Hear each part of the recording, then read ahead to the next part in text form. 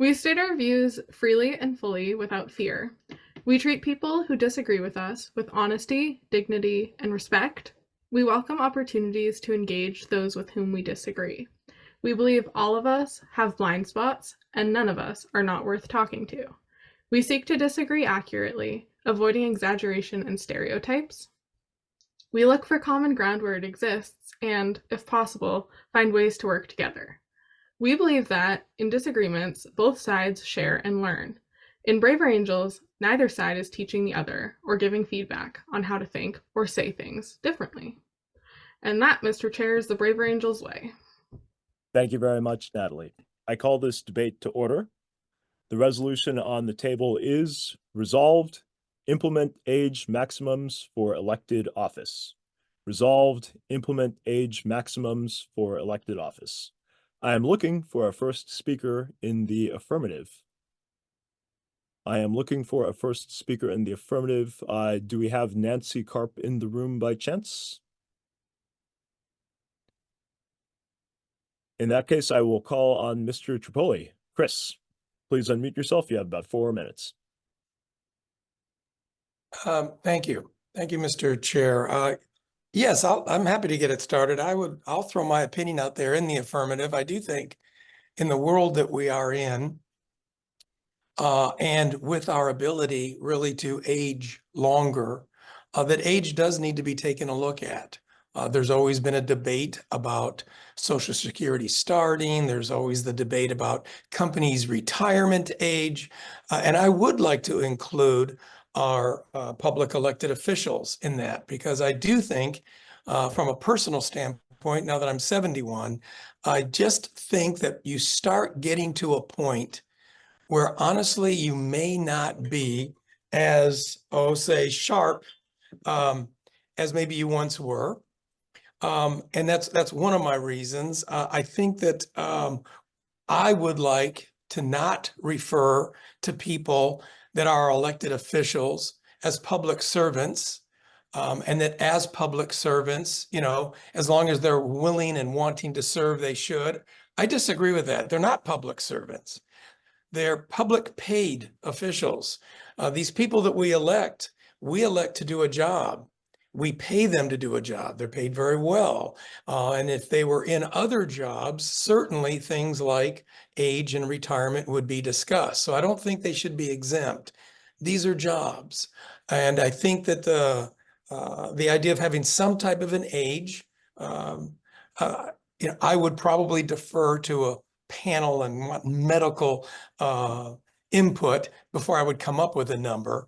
But I just think that once people do get into their 70s, it may be better to realize that if we're just not at our sharpest, and we should probably start yielding to some of the younger generation. We've got 2 candidates now running. I just think they're both too old. And I'm very concerned, about the age. When I talk about this, I do agree to a certain point that a lot of their job is delegatory. A lot of the things that actually get done are done through administration, which means all types of people representing all ideas and different ages. I get it. But the people that we're particularly paying to do the job in leadership can just be too old.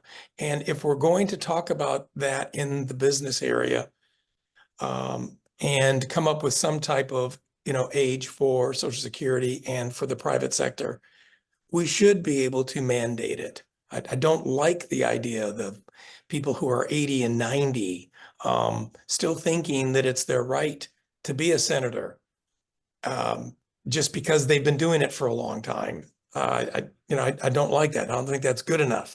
I think yielding to a slightly younger generation is better for us all. And so that's why I would really hope that we somehow cross that bridge and come up with some kind of age requirement and limit our public, elected workers to the same type of age requirement that the private sector is abiding by. And with that, the speaker is thanked. Thank you very much, Mr. Speaker. This reminds me, I actually forgot one of the most important customs we do here. So when we do these debates in person, we stamp the floors and bang the tables the way the aristocrats in the English Parliament do. But because we can't really bang on our computer screens, we instead use what we call jazz hands to express admiration or agreement or otherwise appreciation for our speakers. So please join me in a round of jazz hands. Oh, Thank you. well, thank you. All right, we will now go to a round of questions for the speaker. I see a question from Susan Rico. Ms. Rico, please unmute yourself and address your question to me. Yes, I'd just like to ask the speaker if he has how he feels about the seniority system in Congress, and is that part of the problem? That's an excellent question, Mr. Speaker. That is a good question. And, I think that is part of the problem. And I would think that just because of being somewhere longer doesn't necessarily you might be doing something better. And so, again, I would relate to the private sector. How many of us are in industries where just because somebody's been doing something longer, they're better? You would like to think that practice makes perfect, and years after years after years, we get sharper. But in reality, that's not what I found in industry.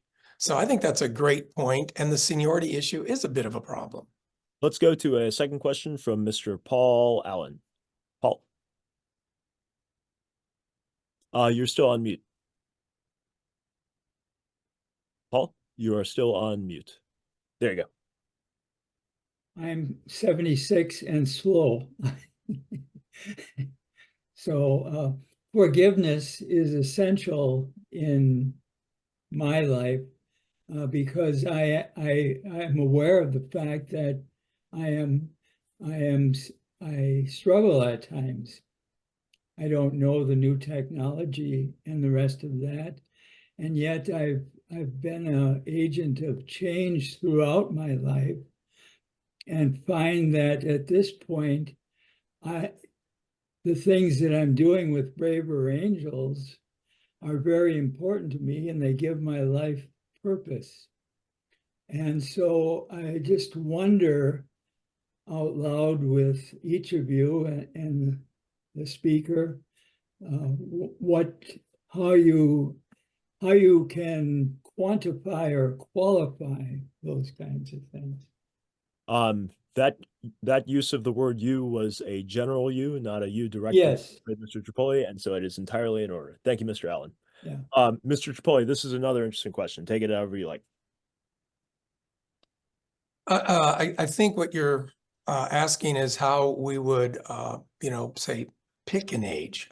What is the right way to qualify an age limit? And that is difficult, but I think it is possible. I mean, I do think that if we did research and we found, like we did when we ruled on general retirement age or the beginning of Social Security, and I know that there's a lot of discussion that maybe those are too young now, 62, 65, maybe too young. People really are working until 70, and I understand that. But I think we could go through a process. I don't have a specific answer, and I can't give you an exact number. But I do think there is a process where we could come to a higher age than 65. Who knows, maybe it's 70, maybe it's 72, but where we could say that that is what a majority of the people would accept as a retirement age. And if so, we should hold public elected officials to that same age that we would accept in general society. And that would be the process I would like to see. Hope that answers your question. I'm getting the impression that we're going to have more speeches than usual tonight, and so I'm going to keep it down to 2 questions per speaker for the most part. And with that, our first speaker is thanked. Thank you very much for starting off strong, Mr. Tripoli. You're welcome. Let us go to a first speech in the negative. Again, the resolution is implement age maximums for elected office. Resolved, implement age maximums for elected office. Mr. Falk, you have up to 4 minutes. Thank you very much, Mr. Chair, or you as you refer to yourself. My speech actually comes from an email I got from a friend of mine when I described our organization and what the subject was. And I think he's much more eloquent than I could have been, So with the chair's permission, I'd like to read his email reply. I'll take that as a yes. That is entirely in order. Okay, thank you. Okay, gonna need 1 second for glasses here. With the sole exception of citizenship, I believe that all a priori self-imposed rules on who can occupy a public office are wrong and are designed to prevent the voters from electing the candidates that they want. Originally, primogeniture, the eldest son of the current leader, was used to restrict the potential pool of leaders. Later on, the US Constitution imposed a low-end age requirement, 35 years, and residency, 14 years, on who could become president. Land ownership, literacy requirements, poll taxes, etc., were imposed to limit who can vote for the leaders. I believe that these are simply back-end ways of controlling the voters. Lately, we have instituted term limits. Now we are considering age limits. But these are simply different expressions of the same attitude, imposing laws to prevent voters from choosing overwhelmingly popular people to do the things that voters want them to do. I honestly believe in freedom of choice in all things. I honestly believe in personal responsibility in accepting the consequences of that choice in all things. They express it differently and choose different behaviors to express personal freedom, but both parties are virulently opposed to both of these concepts. This is just another example of it. In conclusion, we all know elderly people who are hale and hearty, fully capable, well into their 90s. We also know elderly people who have degenerated and need help in their 60s. No blanket rule should prohibit the first group or enable the second group. We need the freedom to make our own choices. That's what my friend wrote to me, and I completely agree with him.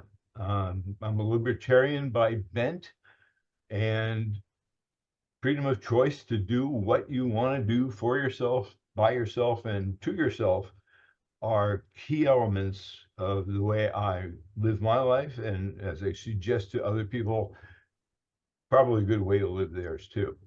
But I don't want to control their lives, and I don't want these kind of rules to control mine.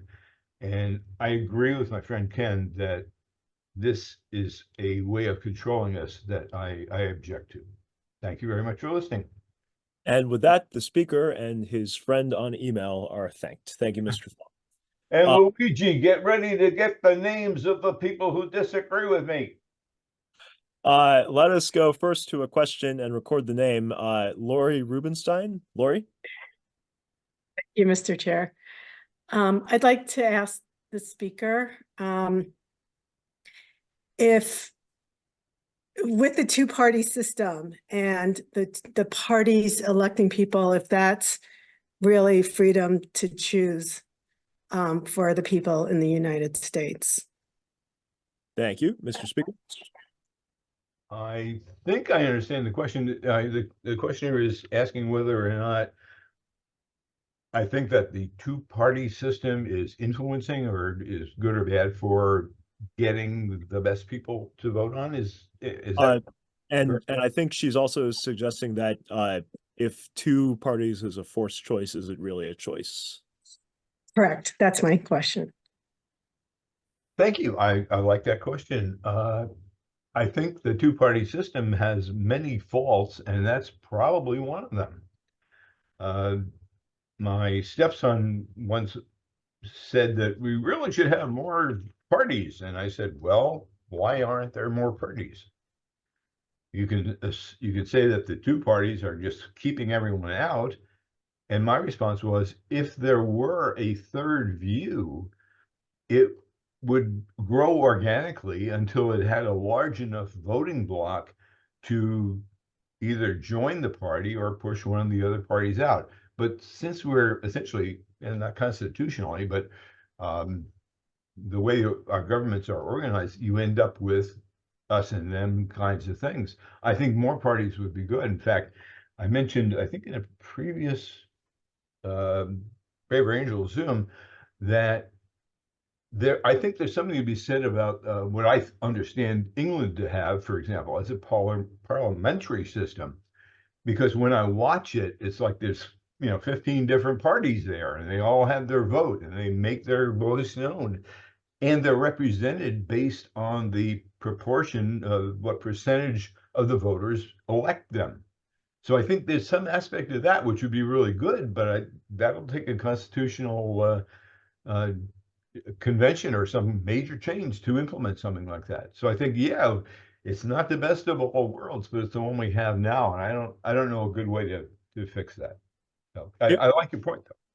Given that we can't have a parliamentary system, we can at the very least have parliamentary procedure, though. So thank you all for joining us here tonight for that. Let's go to a second question from Mr. Harry Savio. Harry, please unmute yourself.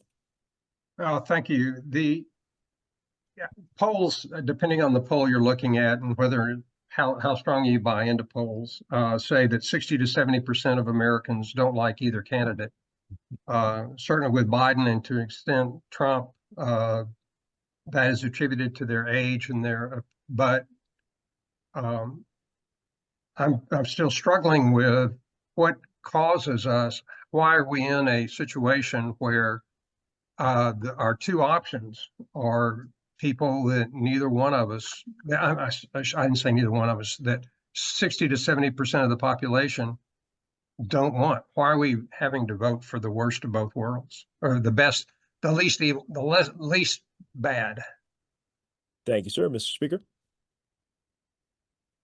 Well, I like the question. I think it's a great question. It's one that we should discuss. And I agree with the questioner. In the last election, actually in the last 2 or 3 elections, I found myself voting for the lesser of two evils. And in many political discussions that I've had over the last 12 years or so, it always comes out that, this dude has a lot of flaws, but I really don't like that one. I've even made the argument, and I've done this on Facebook pages and things like that.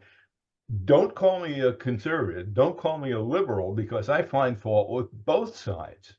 In fact, my challenge has been, some of you may have heard this already, my challenge is that if you think I'm pro-Trump, which basically I am for that kind of reason, lesser of two evils, I can voluntarily give you at least 3 things that I think he's screwed up. But I'll give you those 3 things if you give me 3 things at least that you think your side screwed up. Nobody has been willing to criticize their side, and I'm willing to criticize both sides. So I think the lesser of two evils is a major problem that we have, and I have no idea how to get rid of it other than this is the best you can give us. Oh, and one other note on that. It's another story of mine. When Trump came down the golden escalator, I immediately thought he could win. And I kept that view right down to about 9 or 10 or 11 o'clock the night of election day. And here's my reason. At that time, Mr. Falk, can you wrap up? Huh? Can you wrap up with the story by chance? Yes. At that time, the general public, if you polled them, held Congress in general, politicians in general, with an approval rating of about 10 or 15%. The flip side of that coin is 90 to 95% of them got reelected all the time. From that, I concluded it wasn't the candidates, it was the electorate that was the problem. They keep voting people in that they don't like. I have no idea how to address that, but I'm with you. I agree with you. That's my response. Thank you very much for the question. And with Thank that, the questioner very much for the question. that is correct. And with that, the speaker and his questioners are thanked. Thank you very much, Mr. Speaker, for always giving us things to think about. I will rule everything that has just been said about the two-party system and its flaws in order, specifically because the major candidates of that two-party system are, in fact, people who some would be keeping in mind in the resolution of tonight's debate. So we will go forward from there. All right, with that, I am looking for a speaker in the affirmative. Do we have a speech in the affirmative? Samantha Corey. Samantha, please unmute yourself. You have up to 4 minutes or so. Okay, I agree with the first speaker, and I'm going to say some things that are similar to what he said, but I'm in the affirmative for age limits because I believe they create a boundary, a point in the future that we can prepare for. And what I mean by that is, as we get older, as the first speaker said, we are not at the top of our game. We don't necessarily have the energy. I say that without offense because I'm in my 70s and I know that I don't have the same energy I had in my 40s or 50s. Thank you very much. But I know that there are many people who are in their 90s who are very sharp and very energetic, and we don't want to lose great leaders or legislators just because they're 80 or 90. However, I think by having the boundary of an age limit, it creates a sense of preparing by mentoring those behind us, taking that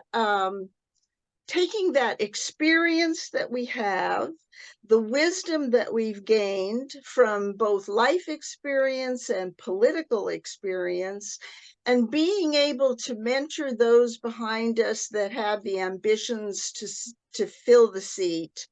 And it doesn't mean that we're incompetent. I'm a little bit unsure of where that boundary should be. Should it be 85? Should it be 75? It almost doesn't matter if they're looking to the future and knowing that the end is coming, but I have so much more to pass along, but it's time to pass the torch. And okay, so I want to say a few things that is sort of on a personal level. I'm a grandmother of the children that are in their teens and 20s. And I know that the world that they are living in is very different from the 50s and 60s that I grew up in. And I lived through the chaotic 60s, as many of you have. And I know about that polarization, and I know how difficult the world can be. And I can listen to my grandchildren, and I can sympathize with whatever issues they're dealing with. But I cannot fully empathize with it. I cannot fully understand.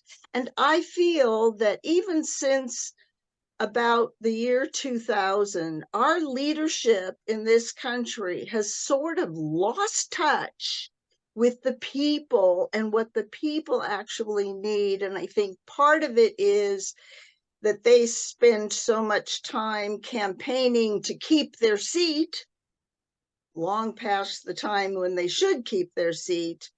They're not really paying attention to what the people want. They're paying attention to other things like corporate influence or lobbyist interest. So, but those are topics that Braver Angels will deal with at another time. This one is the age limit. And I just feel like we should take responsibility. I take responsibility as a grandmother, knowing that I'm not responsible for my grandchildren the way I was responsible for my children. And I can't fully understand my grandchildren the way I was able to understand my children's world. Things change. And even if we try and keep up with the technology and the changes in the world, we can't fully empathize with it. And what we need in our leadership are people who really do listen and empathize. And with that, I'll stop talking. But I do think that the age limit is just a way to get our leadership to think about what kind of wisdom and experience they want to pass down. But damn it, it's time to pass the torch. And with that, the passer of the torch is thanked. Thank you very much, Madam Speaker. Also, all of you have so far told me that you're in your 70s, and none of you look like you're in your 70s. So I guess my view of somebody in their 70s is different than reality. But you all You're look so fine. sweet, Mr. Chair. I am looking for some questions for the speaker. Let us go first to a question from Miss Charlotte Bark. Charlotte, please unmute yourself. Charlotte, are you asking a question? All right. In that case, let us go to a question from Kaylee Kusara. Did I pronounce that right? It's a long name. Cully. Okay, I just unmuted, but okay. Cully, mute yourself back again. I'll call on you in a second. Let's go back to Charlotte. Hi, sorry, it took me a minute. So the speaker, in reference to what you just, that was just said about not being able to know what a person that's 70 really looks like, it says to me that younger people do not have the experience, do not have the understanding of what older people have, nor do they have the, they haven't lived through the things. They don't have any idea what it's like to be this age, whereas somebody who's 70 knows what it's like to be every age up until that and has much more experience with the history and the impact of history. Like I know when I was younger and the Civil War was 100 years ago, I thought, that does not impact me. That was so long ago, it doesn't matter. Looking back from a 70-year perspective, 100 years ago wasn't that long ago. So I want to say that, how did we get to the point we are? And the reason that age is being considered now is because of who's running. And if somebody younger was running, would we be having the same question? How did we get where we are? And is that the issue, not the age? I think that was your question, right? Yes. Great. Miss Corey. Okay, all right. Would you please summarize that question for me, Yes. Mr. Chair? Ms. Bark, would you mind reframing the last part of your question there? The question is the issue really, how did we get where we are, rather than is age the issue? Thank you. That's a fascinating question. Ms. Corey, take it however you like.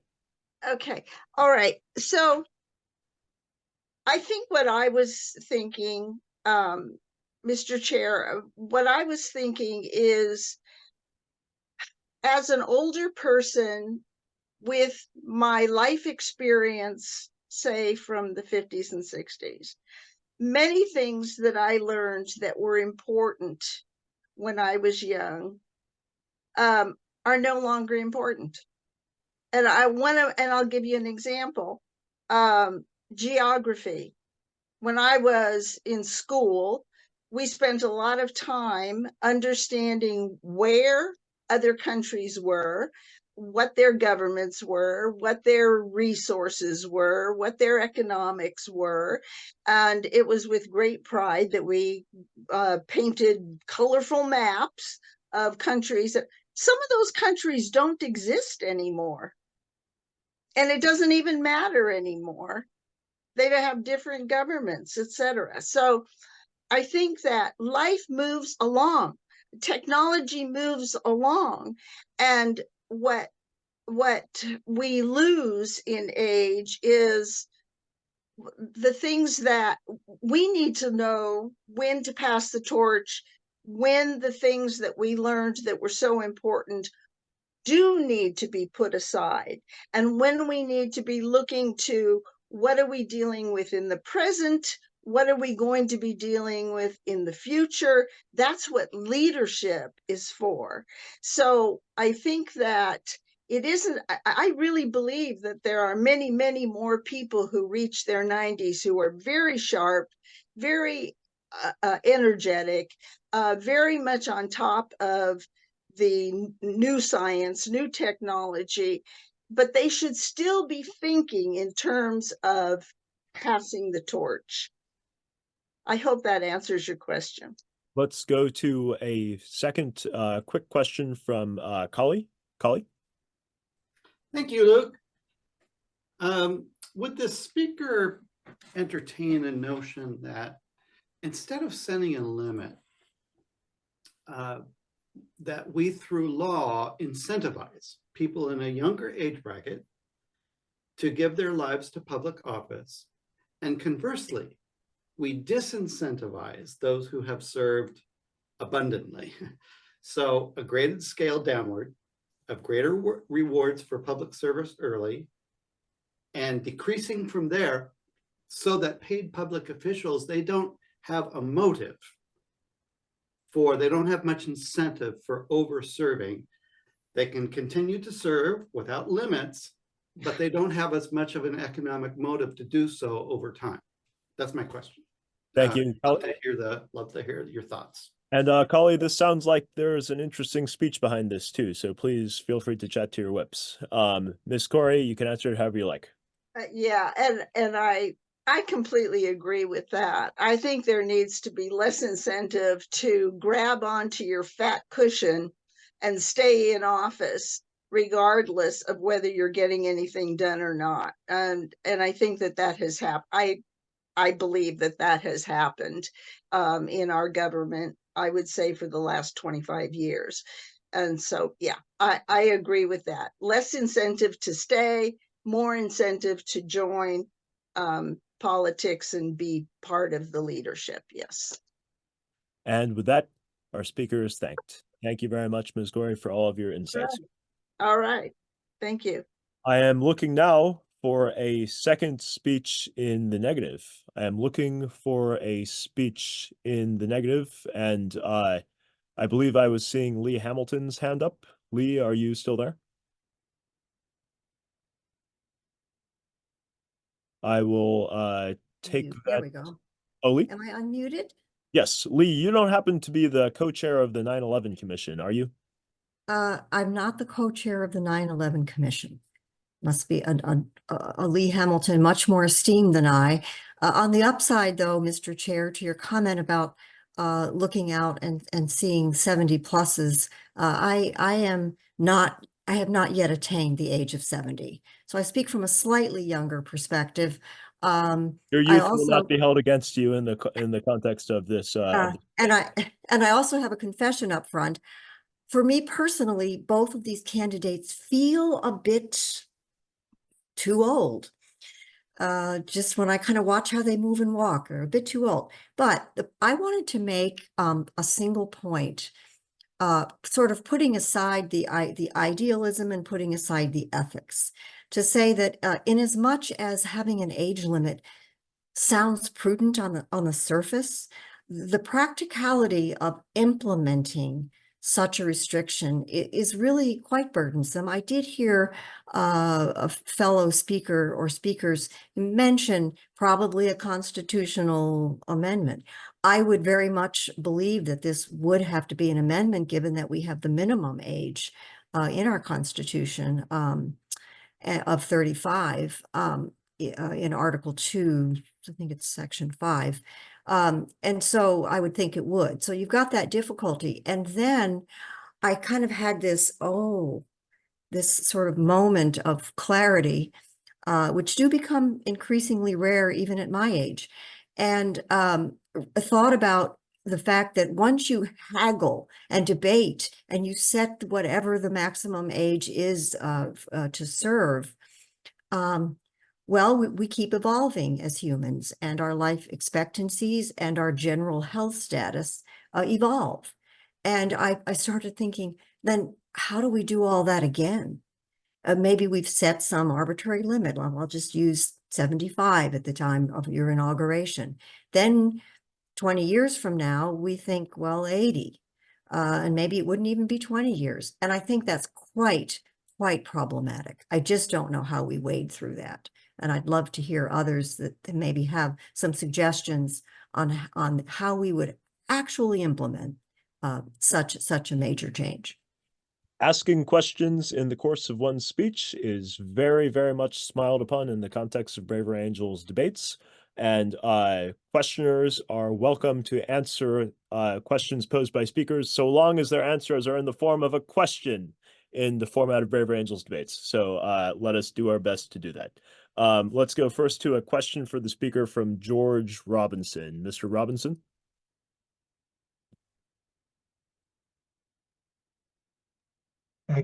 Actually, I don't have a question for the speaker. I just had my hand up so I could offer some more, do a speech at a later time. Oh, great. In that case, in the we'll keep negative. you on the list. Yeah, we will keep you on the list there. Thank you for that. Let's go first to a question then from Gary Holland. Or Gary, were you also trying to? Okay. Let's go to a question then from Elizabeth Seiler. Well, I wasn't ready for a question for this speaker. Oh, in that case, do not worry. We will go to Okay. questions for the speaker first, and then we'll go back to speeches after that. Let's go to a question from Paul Allen. Mr. Allen. Hello, thank you for taking my question. I've been mulling over this discriminatory act of setting boundaries, and my question comes out saying, is that really going to cure the situation? We have the freedom to choose who we want in the states, and yet we don't think about all the juvenile behavior, and we think only in terms of longevity rather than emotional age and those kinds of characteristics. I just have to wonder whether it's just another thing that we do as a government and the people involved in that government, whether or not we're just fostering more polarity. Thank you, So Mr. that's the heart of my question. Madam Speaker. Thank you, Mr. Chair. So excellent points, and I actually have a list of points and rationale on sort of the practical, technical side of why it just might not be something that we want to do. So I agree. I just tried to focus on the point about actually trying to go through the process of amending the Constitution and then perhaps having to amend the amendment. And it dovetails nicely with your thoughts about the arbitrariness that is part of aging, because I certainly agree with that. I think others have already, put forth that idea of we should be able to choose, and we should be able to look at a candidate and think, they're only whatever, my age, mid-60s, but boy, they just seem sort of old or infirm, and that's not the candidate I want. On the other hand, you could go to the other edge and say, gee, I wish there wasn't a constitutional amendment that cut them off at age 78, because they're 79 and wow, they're rearing and ready to go. So I just, all I can really do is echo back that I agree with those points as well. Let's go to a second question from Scott Tillman. Scott, please unmute yourself. Yeah, thank you. I don't understand why, just because the process is difficult, we might run into future issues with it, that would preclude us from taking the necessary steps. It seems right now that we don't use our amendment process for our Constitution, and that this would be a good exercise that most of the public could agree on. So, just based on that, why are you using that as an opposition? Why is the speaker using that as an opposition point? Thank you. Thank you, sir. Madam Speaker. Yes, thank you, Mr. Chair, and thank you for that. It's a very thought-provoking question, and I think that does bear additional thought. I just off the cuff, the best answer I think I can give you is that, yeah, we don't use that constitutional amendment process much, and I've seen over my decades of being involved in political whatever, that it is just that. It's so difficult. And I think that's one of the reasons it's not used. So I think it would be extremely hard. And I also think it's kind of, in a way, I'm doubling down, but I feel like you could go through that arduous process. You could perhaps get the necessary votes to get that amendment through. And then it wouldn't be very long before we would be thinking, maybe that wasn't the right age limit. And then it could be even more difficult, especially if you want to inch it up and ratchet it up some more. I can hear all of the arguments about, well, how often are we going to keep doing this? And why did we do it in the first place? And why is it important to have 82 instead of 78 or whatever?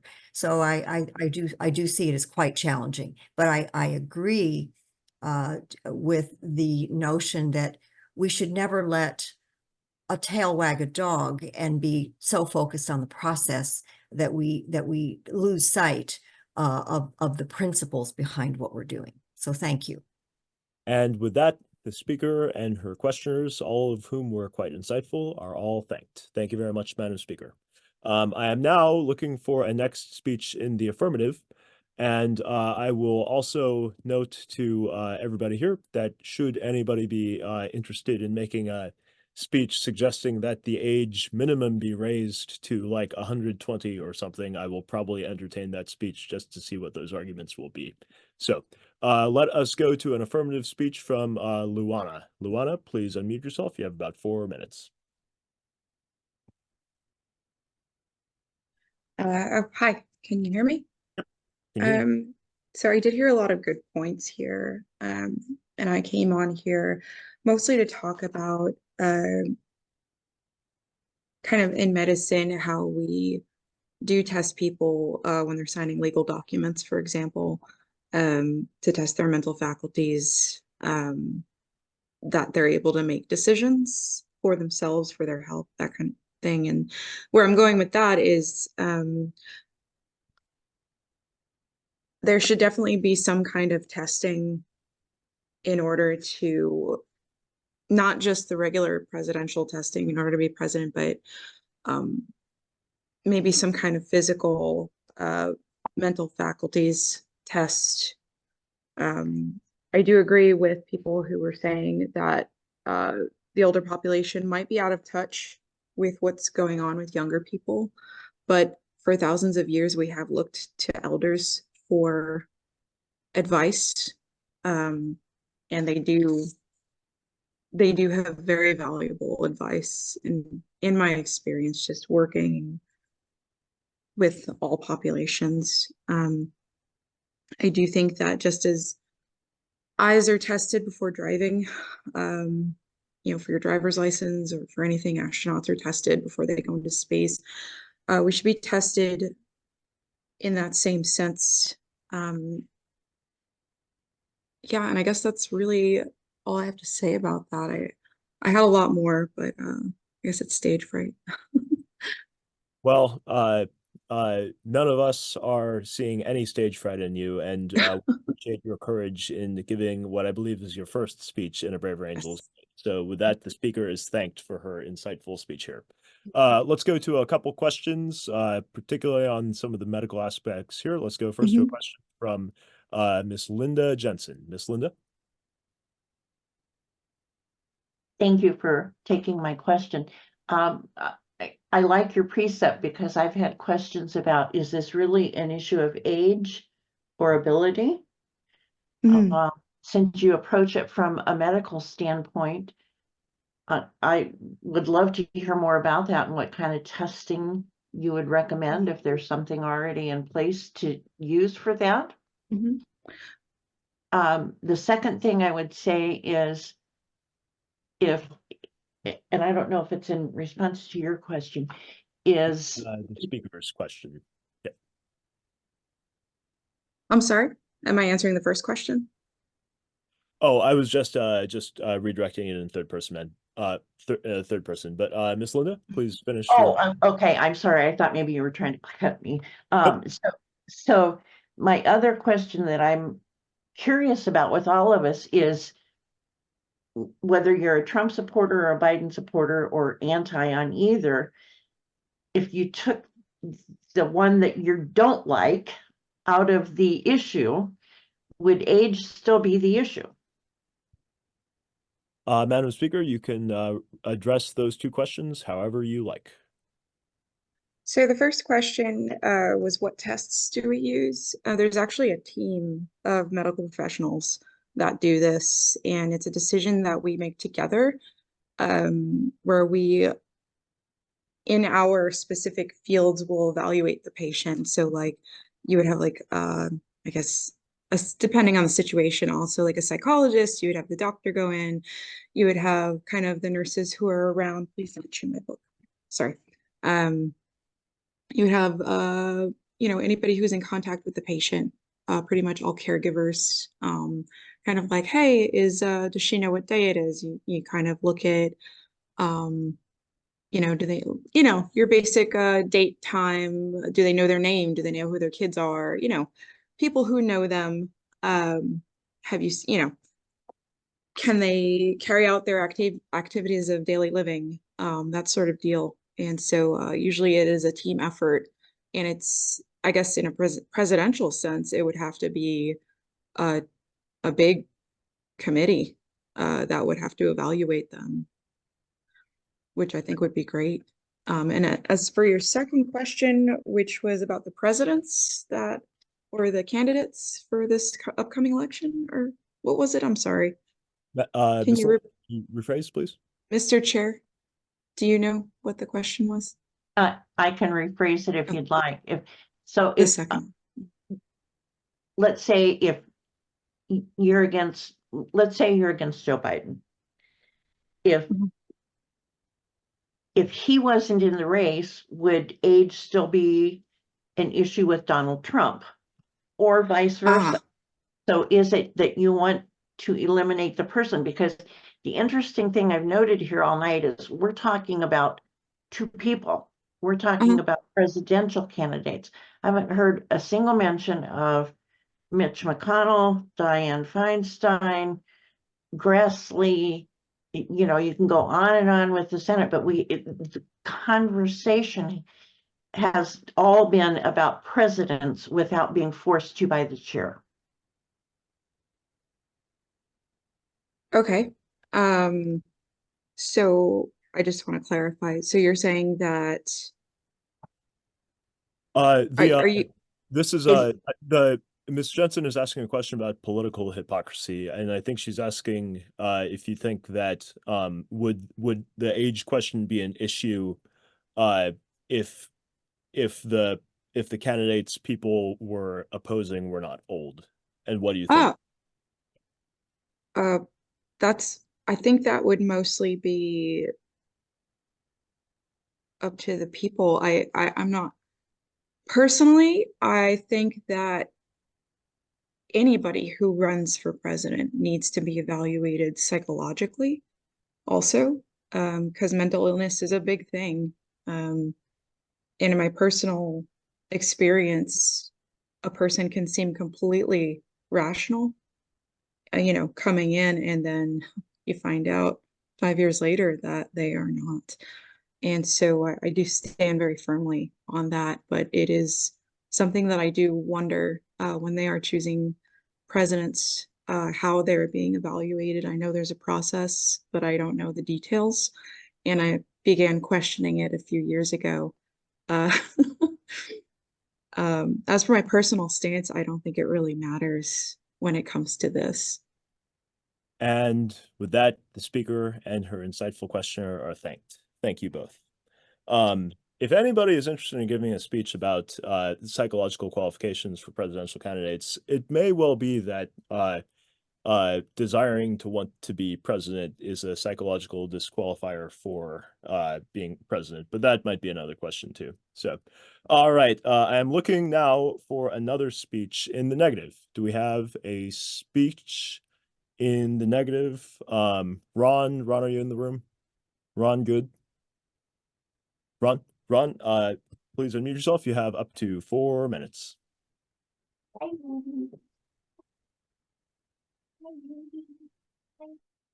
Ron, you're still on mute.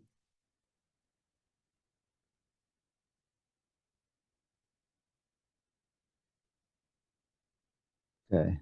There you go. All right. Thank you, Mr. Speaker. I am here to speak in opposition to the resolution that would set age maximums for elected office.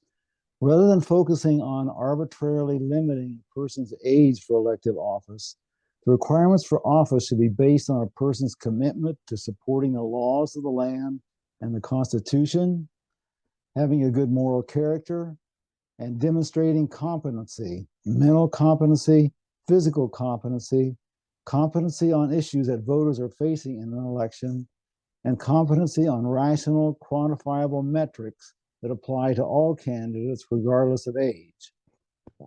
Voters should have the opportunity to make judgments about a candidate through campaign speeches, debates, platform positions, their willingness to speak clearly about the issues in a rational and informed manner, and their competency on rational, quantifiable criteria. Voters should not have that judgment cut off by an arbitrary maximum age rule that does not specifically relate to the candidate's ability to do the job. I have had the opportunity to work closely with state legislators in several states and with federal legislators on Capitol Hill in Washington, D.C. as a staff attorney for a state legislature and as a lobbyist for nonprofit environmental organizations. I found most of those legislators to be competent in their jobs. And if I felt that someone was not competent, it was not because of an old age related issue, but rather because of their inability or unwillingness to properly research the issues and to listen to different points of view. Based on these experiences, I believe there is no arbitrary upper age limit that could simply be picked out of a hat that should apply universally to all candidates for elected office. People in several states have put term limits for state legislators and governors and other statewide officers in their state constitutions. Although not a direct age limitation, term limits likely have an indirect impact on how old a person can be to serve in these state elected offices. At the federal level, the U.S. Constitution requires a person to be, as we've said, at least 35 years old to be president, be at least 30 years old to be a U.S. senator, or 25 years old to be a member of the House.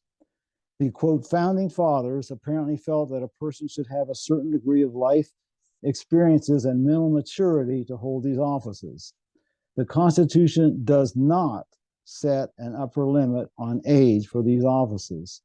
In 1995, the United States Supreme Court ruled that states are not permitted to place other requirements like maximum age or term limits for U.S. Senator or House Representatives.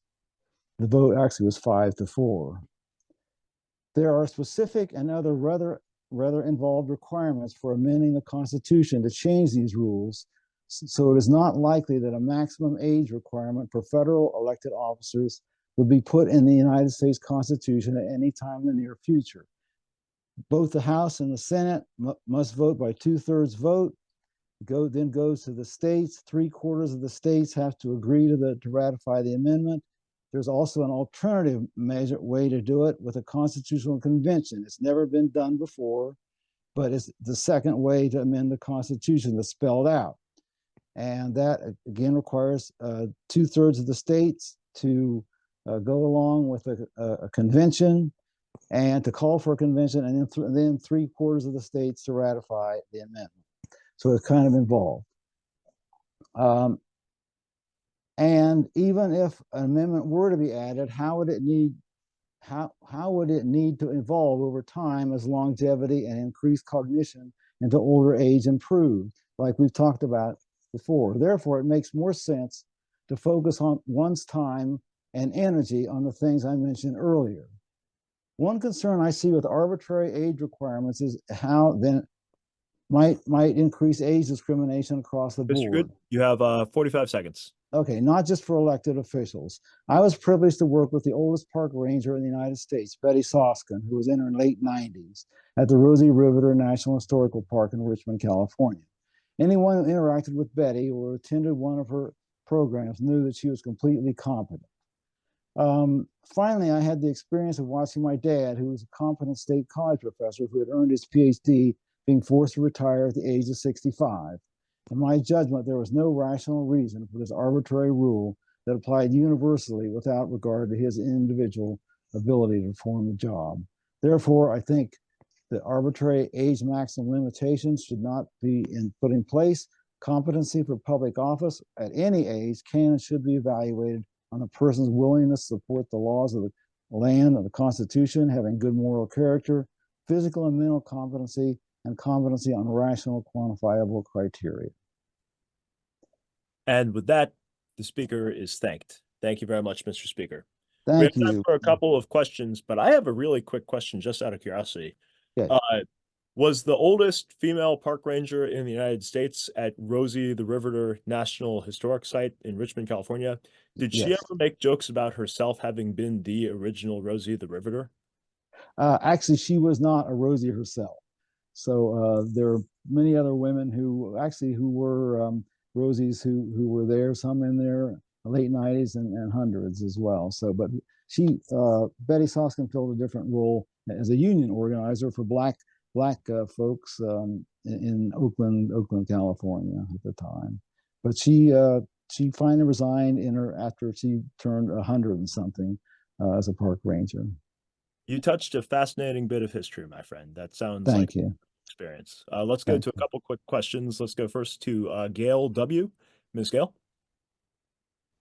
Thank you, Mr. Chair. As someone who's 105 years old, I'm not happy with the idea of an arbitrary age limit. Anyway, but I would like to ask the speaker if he would be in favor of the cognitive test team approach that one of the other speakers had mentioned as a way of evaluating the competency on rational and quantifiable things. Thank Mr. Chair, and I thank the speaker for that excellent question. Yes, I could support the laws that would have the concept of presumptions. In other words, the person would be presumed to be competent at a certain age, and the burden of proof would be on the government or the employer to demonstrate incompetency with rational, quantifiable metrics. And later, at a certain age, the burden of proof would shift to the individual to demonstrate competency using rational, quantifiable metrics. This would seem to be a more fair system that allows for individual differences in skills and abilities rather than an arbitrary conclusive presumption that a person was not competent simply because they had another birthday. And let us go to, excellent question. Let us go to a final question from Nick Cavuoto. Nick?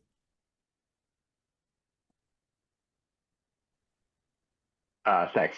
I just want to start by saying the stage fright is real, but so I am a clinical psychologist, and I'm not a cognitive a neuropsychologist, so it's not my area of practice, but I certainly do have experience giving those types of cognitive and even emotional, standardized measures over the course of my career. So I think that, I think we probably all recognize that it's a flawed system to have an arbitrary age cutoff. So the alternative is clearly to use standardized measures.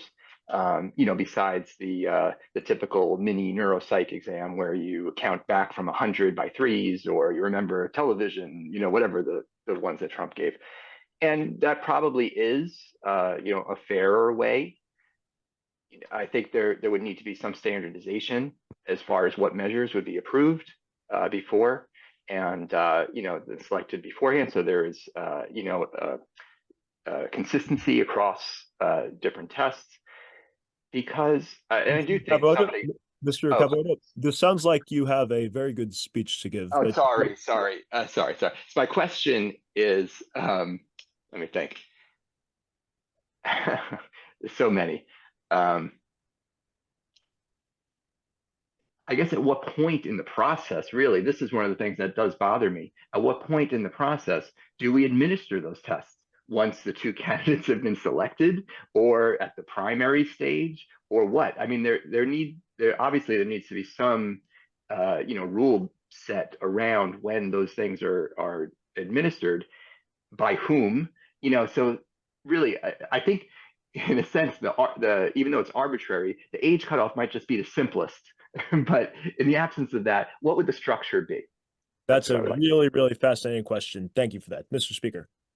Excellent question from the person there, and I don't have the answer to that. At what point in the system? I think it would be part of the mix of other things that voters would evaluate, but at some point, maybe before they go into the primary, before as early as possible. I guess that would be my response. As early as possible in the primary, in the process. When somebody declares for candidacy, they submit to mental and physical competency tests, like the speaker was talking about, but as early as possible, I think.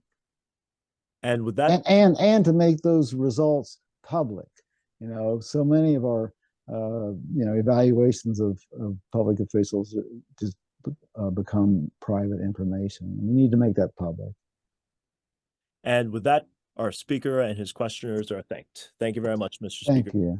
Thank you. All right. I am now looking for another speech in the affirmative. I'm looking for a speech in the affirmative. And Scott Tillman, did you still have one here? I do. Great. You have up to 4 minutes or so. All right. Thanks everyone for your time. They're doing it because they're selfish. That's why they stay so long. And let me tell you how selfish they are. Your constituents are entitled to elected representation. We have a republic that is represented by, elected representatives that are democratically elected. And when you stay, like some senators have done in recent years, last couple of decades, until you pass away, that means that there's going to be a gap in there when your constituents don't get to have an elected leader. There's going to be a gap between the time when you die and they appoint somebody, and there's going to be a gap between the time when you die and then there's actually another election for it. Because normally in states, the governor gets to make an appointment to who's going to be that senator person. And you're being selfish to take that away from your constituents, because everybody knows in the United States, everybody gets it. There's a huge incumbent advantage. It's almost impossible to unseat an incumbent. We've seen people who are dead get elected because they have name recognition and because they have a machine that doesn't want to see them go away. They have staff that is dependent on them for the position, for their job, and they don't want to see, it's not for them, it's not the person. For them, it's my job. So of course they're going to prop people up and continue to run them year after year after year. I really question the motives of someone who does not want to spend their later years advising and spending more time with family. People say, well, we're going to lose that wisdom. We're not going to lose that wisdom. That wisdom is there to be asked. And the only difference is when you're not in power, not everybody's coming up and smiling and telling you that your stupid jokes are great and that you're the greatest person to ever walk on the earth because you're doling out billions in appropriations that they need and want. They're going to play more straight with you, and they're going to come to you if they respect your wisdom and think you're a smart person, whether or not you're elected or not. But when you are in that position, they're going to blow smoke at you and tell you how great and how smart and how wise you are no matter what. Okay, so nothing is stopping you from leaving and still offering your opinions and your suggestions and your wisdom to the people who replace you. How did we get here? This is directly related to selfish people who do not want to give up power. They're unwilling to give up power. They're unwilling to give up their position. I'll tell you, when I get old enough that they should think about taking my license away, I'm probably not going to want to give it up. my kids are probably gonna have to pry it out of my hand, or the cops are gonna have to tell me, we're sorry, we're shutting you down. Because, and my grandpa, my uncles, my grandmothers, they've been in the same position. And I think a lot of us have experience with that people don't know when to step back. But the fact of the matter is that as they get older, they're not able to go out and do all the things that an elected representative should do. Brush elbows with their constituents, go out there and be really aggressive campaigning and find out what the man on the street really thinks. I mean, there's a poll from Rasmussen just this last week that said only 15% of voters have ever met their congressman. Not 15% of people, 15% of voters. These are the people your congressmen go after to get you to vote for them, because that's the one thing they need from you, have ever met their congressman. Not are friends with, not have a relationship, have ever met them. So we got these people who are in this position of power and their staff wants to prop them up. So nobody is there. There's no sane person in the room telling them, you need to step back, grandma, grandpa, you need to step back. It is time. Nobody's there willing to make that decision. I'm not saying that we don't have wisdom with age, because we certainly do. And there are plenty of people who I go to ask for advice, and it's normally not my, teenage cousin, or even my 20-something cousin. I go and ask advice from my elders who have been there, who have the experience. And I think that newly elected representatives and the people who are there today, the younger representatives that are there today, I think they're perfectly capable of going outside of that body and asking for good advice and getting good advice. And that's why we should do this. Cognitive tests are subjective. And by the time you realize you need to and are going through the process for cognitive tests, those people are without effective representation for that time. It is not fair to them. So at some point, we do need to put a sunset clause on people just running again, especially when we have a deck stacked so heavily in favor of incumbents. Thank you, Chairman. That's what I got. And with that, the speaker is thanked. I only wish that that if I, for example, served as chair for life without being term limited, that people would continue to tell me that I was powerful and good and wise all the way to through my term too. So let's go take a couple questions for the speaker. Let's go first to Dinesh Gaya. Did I pronounce that right, sir? Yeah. Well, is some of these concerns with older leaders, is it cultural stereotype or fears around the age? Because many, while some elders show remarkable decline, there are many super agers. So for example, Martin Scorsese and Harrison Ford, Paul McCartney, they're same age as Biden. He's much younger than Jane Fonda, and Warren Buffett is much older than him. So there is accumulated wisdom. So you think it's a cultural stereotype or fears of aging? This is an important question. Thank you, sir. Mr. Speaker. Yeah, I don't know necessarily that it's cultural. Clearly in the United States, we have a very highly produced election campaign season, just like we have very highly produced movies. I noticed the names of some of the people that you tossed out there. I mean, if you look at how Tommy Lee Jones acted in his last movie, you would think that he is a, grade A action star. And then you watch his interviews on The Late Show and other things, and it's very clear that they're doing a lot of cuts, and they're doing a lot of outtakes, and they're doing a lot of recording and then splicing it together to get it just like. And the same thing with the others that were mentioned. And then you look at somebody like Warren Buffett. Well, Warren Buffett started his company, owned his company, and is, the person that is his baby, and that is something that he established and he started. The United States is not something that was started, or even a state that was started by any of these individuals. And the idea that they should be so cagey about giving up control to other people is ridiculous and obviously selfish. They need to be willing to give up control, because we've got all types of programs that they're starting and implementing. And if we have programs in our government that are depending on one person knowing how to run them, that's a recipe for corruption. We have one person who's in charge and nobody else gets to see how the appropriations and things are getting done. That's when you see in states that you have, big money laundering going on the side and things like that. So if they can't create and generate and put together a program that can, still continue without them there to oversee it, then it shouldn't be a government program. Let's go to a second question from Cheryl C. Cheryl? Yes, I wanted to ask the speaker, because I'm looking that there's 535 members of Congress and the average age is 64. So it seems to be that half of them are over retirement age. And how could we possibly start to address that as a cultural kind of phenomenon? Thank you, Mr. Speaker. Well, the phenomenon we have is cultural in that it's American politics is, unique to American culture. And we have a situation here where our states and the election laws are made at the state level for the most part. There's a few things that are, the courts have ruled that this is, the FEC is going to be able to regulate campaign donations at a federal level and other things like that. But, these are established at the state level. And the state level is made up of a two-party system in every state. And you have state parties that are written right into state law. And what they do is they set it up and they stack the deck so that it's going to be a one-on-one contest every single time. And you have an AFC versus NFC, if you're football fans who get to it. One of those teams, one of those divisions conferences is going to win, and that will be the Super Bowl champ for whatever. And then we're going to have a Republican or a Democrat for president. And in every state, you're going to have a Republican or a Democrat in that congressional seat or that Senate seat. So it is a cultural issue that has been getting worse, not better over time. And the biggest part of that is because Congress refuses to uncap the House and let the district sizes be smaller. So that is a cultural thing that's unique to America. And because of that, we got to come up with a solution to this problem. Thank you, everyone, for your time. I have a question for the speaker. Yeah. The speaker doesn't happen to be the national field director for U.S. term limits, does he? I do. I didn't want to go out there and toot my own horn and plug the organization any, but since you brought it up, yes, I work with U.S. term limits. I'm the national field director. And we've been North Dakota, for those who don't know, there's actually, this issue is on the ballot June 11th for North Dakota voters. So you might want to pay attention if this is something that's interesting to you to see where the vote comes out. My guess is 74% in favor.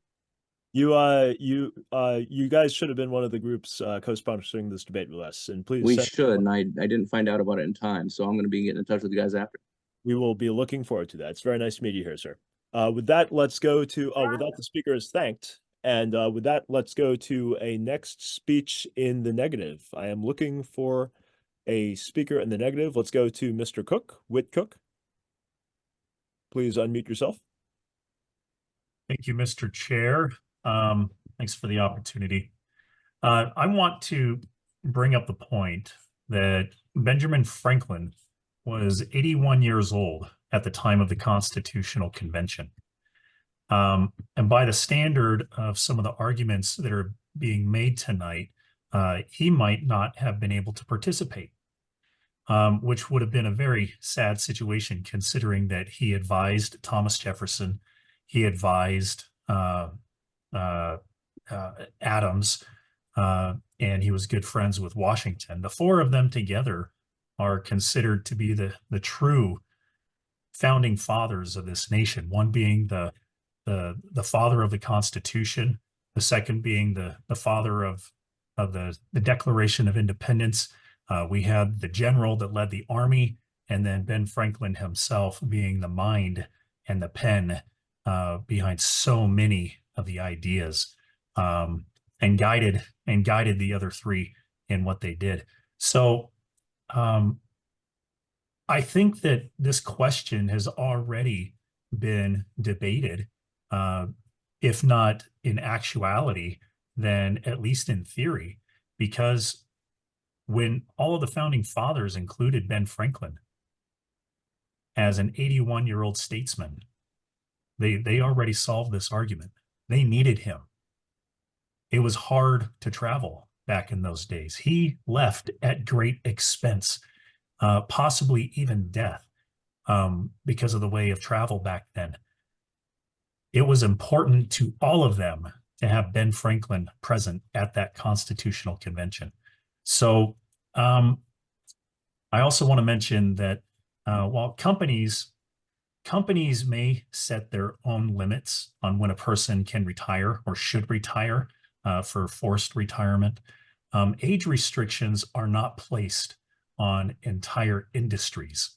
That's essentially what we're debating here tonight, is whether or not politicians should be restricted to a certain age, whether that would be 75 years old, 70 years old, 65 years old. Can you imagine 55 years old?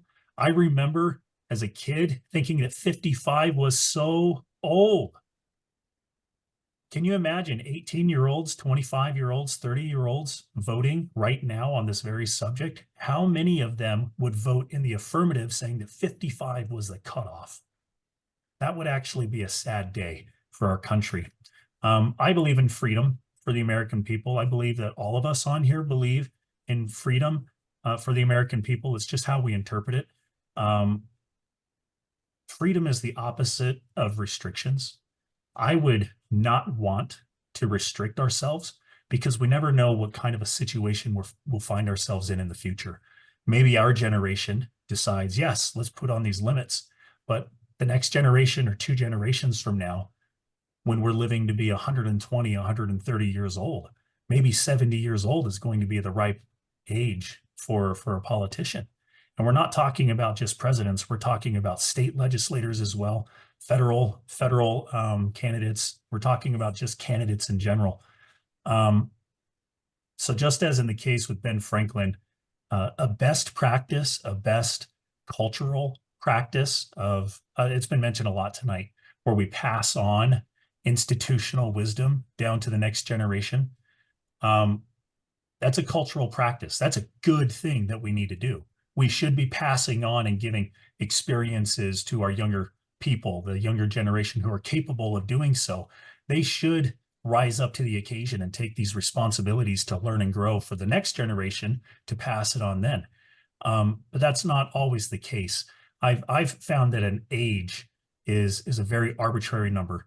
There are young people that are absolutely amazing and should be doing these sorts of things. And then there are older people that, I'm sorry, you aged a lot faster than your peers.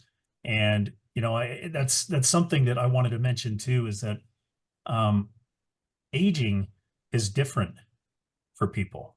There's some people that age slower, some people age faster. It depends on your lifestyle, your choices. So if for me, instead of age, it's a matter of health. And so if we're going to institute, say, a competency test for president or for federal offices, that's only one step away from creating a civics test for Wait, you have voters. 30 seconds. Can you imagine doing that? Creating a civics test for voters. That's a debate for another day.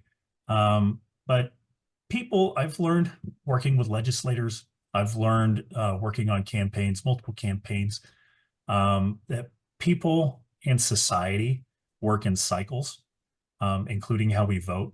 And so if we pick the right person for this moment, and that person would be an older person in their 70s, maybe 80s, as a culture, as part of the great American experiment, that's what's so wonderful about this, is that we can learn from our mistakes. They're only in for 4 years. We can learn and we can pick somebody else the next time around. We don't have to put an age limit. That's what voting is for. That's what the candidacy and campaign process is for. We need to have that debate each and every cycle, not just one time to put an arbitrary limit. Thank you. And with that, the speaker is thanked. Thank you very much, Mr. Speaker. By the way, I have to say, you have a really, really good hair color, shirt color combination tonight. So it's very Thanks. good. Let's go to a couple questions for the speaker real quick. Let's go to Eric Braverman. Eric? Okay, hold on a second. Yeah, I agree with Mr. Speaker. I agree with him that we shouldn't have an age limit, but we do need something like a brain health checkup, which is what's needed to deal with our drug crisis, is that we're really neglecting the brain across all generations. So our problem with dementia, our problem with health in general, is the lack of a brain health checkup. And we have a problem of ability. So I don't know if I'm speaking to the issue because it's been going very fast for me. Can you just make sure to ask it in the form of a question of Mr. Cook? Okay. How would you like the idea of a standardized brain health checkup across all generations so that we could evaluate decline in the president with science and decline in others into whether it's risky behavior, addiction, our kids dying of drug overdose, and meeting the needs of all the violence and crime problems that we have across the country. Excellent question. Thank you, Mr. Braverman. Mr. Yeah. Cook? So I appreciate that, and I understand the viewpoint where that's coming from. I mentioned this just briefly already. I think that it is a slippery slope at that point. If we're willing to do that for candidates, then at what point do we do it for teachers in the name of protecting our kids?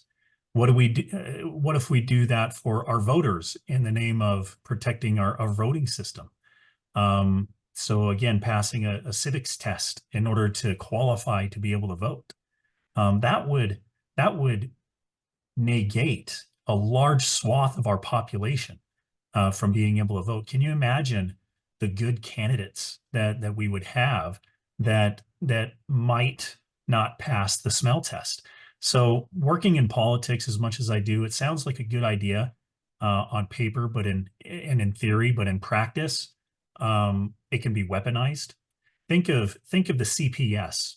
That is a very holy, it's a good thing to be able to protect children. The CPS, the Child Protection Services, is there to keep individuals from harming children.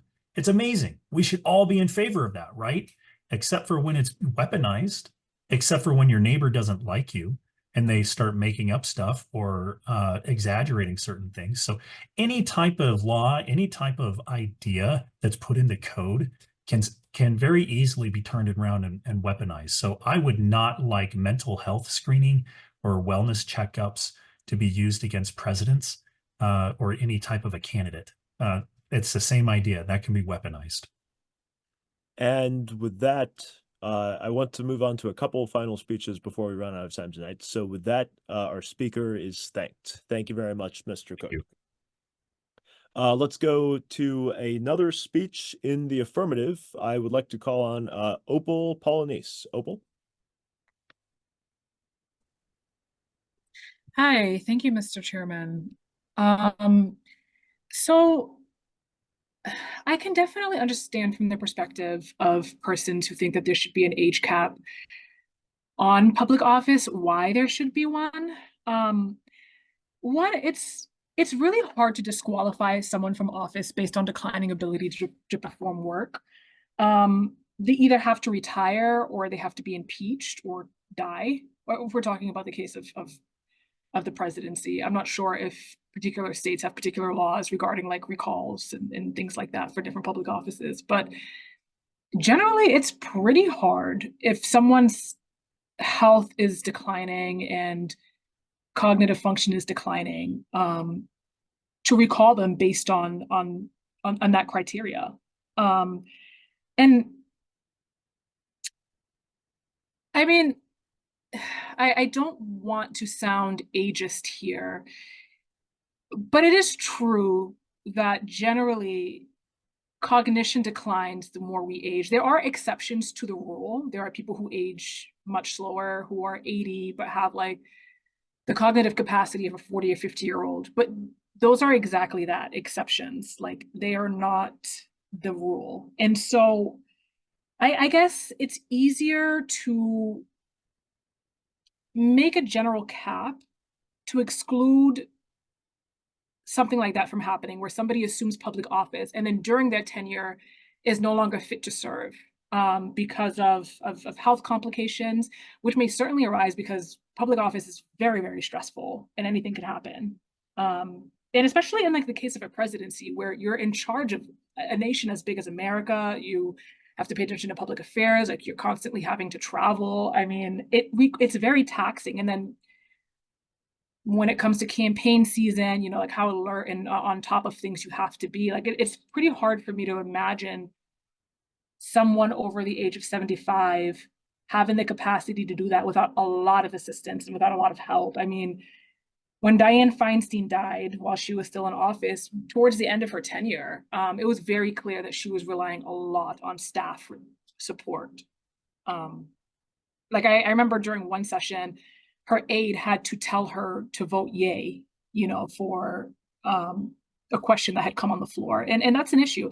And then the last thing I'll say is, some people might argue against me on this, but like the fact that your age might make you out of touch with your constituents. Like an example, I'm from Massachusetts, are like zoning laws, like for example in Cambridge, who don't allow like the building of multifamily homes. And that's to protect the interest in property value. However, younger people are less likely to own homes and are increasingly in favor of complexes and apartments to meet their financial needs. And if elected officials are protecting interests that are increasingly out of touch with younger voters, like that's a problem.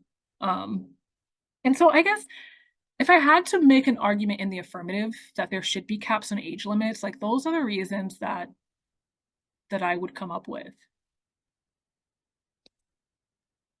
And that having been a fine, in fact, argument in the affirmative for age limits, the speaker is thanked. Thank you, Madam Speaker.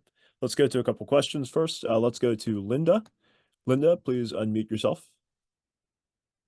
I would ask, I guess, when you're talking about being out of touch, it's like out of touch with who? There's a wide swath of people that vote to put someone in office. And so if the younger people are voting in droves, they're not going to vote someone in that doesn't believe or support the things that they want. So the saying of being out of touch seems suspect. And I apologize, I had another question and I've kind of forgotten it. So I guess it would come down to, how would you determine that they're out of touch? How would you determine when someone goes into office and then becomes ill? What are the criteria that you're thinking should be used to remove them? Thank you, ma'am. Again, Madam Speaker. Yes, I appreciate the question. The problem is, and maybe this is just like a fault on younger voters, but like it's not the case that young voters are going out in droves and voting. That's increasingly becoming true for presidential elections, but for local and state elections, that's not true. By far, the biggest age group are people who are older, like in their 50s and older. And these are people who are likely to be, like, if I'm taking the example of Massachusetts, more likely to be homeowners, more likely to have like very specific interests that are distinct from younger demographics. And so maybe the answer is that, we need to be better about corralling younger people to vote and to be more interested in what's happening to them locally. And that's a fair criticism. I'm not arguing against that. And then the second thing, how do we determine like if someone is unfit for office or not? I mean, that's a very complicated, I don't know how to answer that. I think that there should be standard, as some others have suggested, like standard evaluative tests done routinely, like maybe if they decide to run for office again or in the middle of their office. I wonder, this might be more unpopular, but I wonder if like there's a general loss in faith of a public official's ability to like govern, if there can be some sort of recall. Like you see that in parliamentary systems.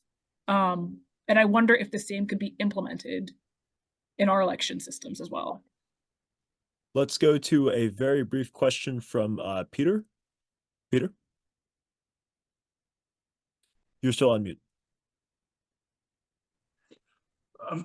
My question, Opal, would be, why couldn't we just pass a law that said nobody could file for public office beyond age 65, and people who are appointed to public office must retire at age 70?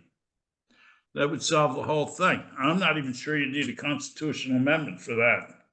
Thank you, sir. Madam Speaker, you may address that however you like. Peter, so if I understand you correctly, you're saying, why can't we just refer to each other in third person, people? You're only allowed to so refer sorry. to me in first person. Yeah, but all good. If I understand the speaker's question correctly, the speaker is asking, why can't we put a cap on people running for office at age 60, and then a retirement cap for people already in office at age 75. Am I correct in understanding the speaker's question? Oh, I said file for office by 65, retire at 70, or serve the term out. And that was just my parameters. Thanks. I mean, I don't disagree with if that's, I guess I don't have a particular opinion about that. I think that requires a lot more thought than I'm prepared to give it at the moment. But I don't immediately see any issues with that. So I thank the speaker for his question. Unfortunately, I can't give a thorough, well thought response. Well, in Braver Angels debates, one of our great traditions is I don't know is one of the best answers one can make.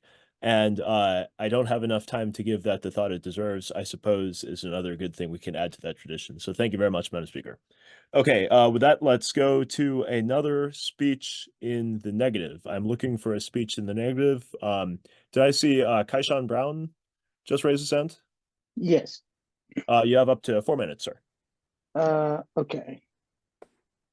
So I'm against the age limits fundamentally for 3 major reasons. The first reason is that our main issue with people being older in office is the fact that we question their cognitive abilities. And honestly, their age isn't really, there is a correlation between their being in cognitive and age, but it's not as if it's a causative relationship. If they fall and hit their heads and have CTE, they're still going to be their mental faculties will still be questioned, and that can happen at any age. And being younger doesn't mean you're mentally healthy. So putting an age limit doesn't protect us from that. The second major reason why I'm against age limit is that it's literally and legitimately arbitrary. It doesn't necessarily have a right age. If you're 55, 45, 65, 75, you have to constantly move it back and forth, which actually leads to my third reason. It can be weaponized, and to a degree, it can even be argued to be discriminatory. And then, be honest with you, age minimums can also be argued to be discriminatory because you're literally assuming the experience of another human being based on an arbitrary status such as their age. There are going to be some people who are childish all the way up to their 80s. There are going to be people you can't really trust even in their 80s. And there are going to be people who had to grow up way too soon. Unfortunately, for some people in their teens, some people had to be the adult in a household with adults, despite the fact that they're teenagers. They had to get jobs earlier. They had to take care of younger siblings. I have a father that had to do that for his household. So maturity isn't correlated to your age. It's correlated by the level of responsibility the level of responsibility you have to take, or depending on your circumstances, forced to take. And that doesn't stop as you get older. It just means that you now have the choice to decide what level of responsibility you're willing to take. And we see this even in office today. We see people who are literally making like arguments on climate change by bringing snowballs to office. We're seeing presidents urinate on prostitutes and then making arguments that like they should still be presidential, and confessing to crimes and making arguments like if they're ugly, they let you do it, et cetera, et cetera. Honestly, juvenile behavior, and they're in their 70s. So it doesn't, the maturity to age correlation is pretty arbitrary in and of itself. So those are the 3 major reasons. It's arbitrary. It doesn't really do what we want it to do, which is protect us from the juvenile behaviors that the minimums are supposed to protect us from, or protect us from the elderly incompetencies that we associate with older age. And third, it can be argued, though this is a little bit more ambiguous, to be unconstitutional because it can be discriminatory. That's it. And with that, the speaker is thanked for this concise and interesting speech. Thank you very much, Mr. Speaker. Let's go to questions for the speaker. Let's go to one first from Gary Blumen. Gary?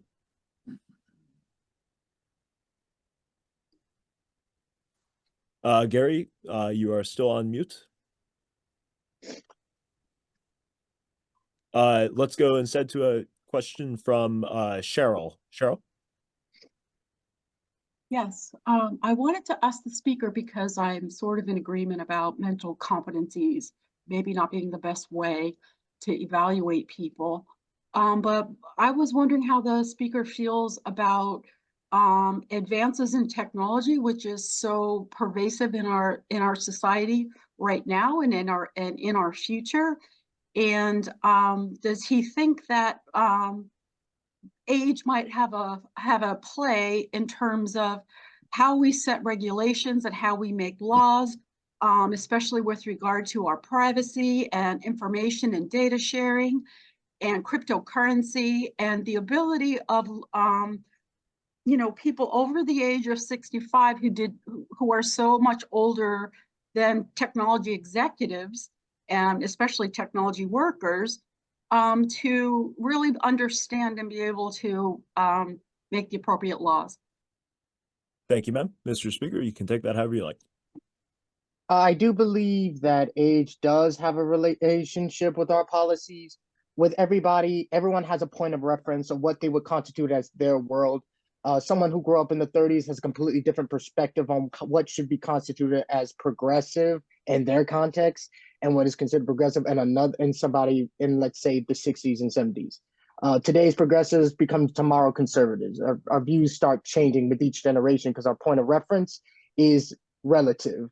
I was having a discussion with my family about this, that my grandfather had to grow up when he was around around 17. He had to participate in both First World Wars. He's dead now, but the reality is his idea of what time you should grow up was relative to him. Now, what does that have to do with our today's technology? Is that he doesn't have, or at least my other grandfather, neither of them have any real experience with technology. They would never be able to explain to you what it is or what it's for. That's never been their experience. They've never needed it. None of their needs have been met with it. They've lived without it. They are never going to include it in their lives. That's just not them. My grandmother, on the other hand, does use it regularly. And what happens is that when it comes to our current experiences, the relationship you have, for example, with technology is fundamentally different when you're, let's say, 13, 18, or 25 versus when you're 72. Now, granted, that experience is going to range because when you're at 72, you might believe that your incapability is due to the fact that you may be older and you may not recognize this technology. In reality, you're just being preyed upon by scammers, and it wouldn't have mattered if you were 72 or not.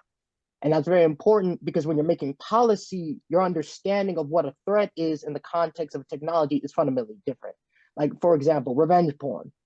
If you grew up in the early age of regular porn with the magazine, the concept of somebody weaponizing your nudes online is a very alien concept. It's very weird.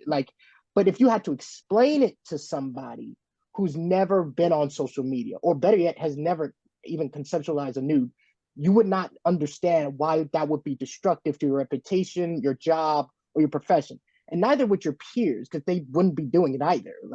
It's not as relevant. And it's not because most people don't have experience with technology. It's very correlative to what your relationship with technology is. It's just that if your life isn't dependent on it, which younger generations tend to be, your relationship to it can be very distant. But the inverse is also true. If you're older and still very dependent on technology, you might be very intimate with how dangerous technology can be. And on the question of the philosophy of revenge porn as it relates to public policy, which actually may well be something of interest for future Braver Angels debates, the speaker is thanked. Thank you very much, Mr. Speaker.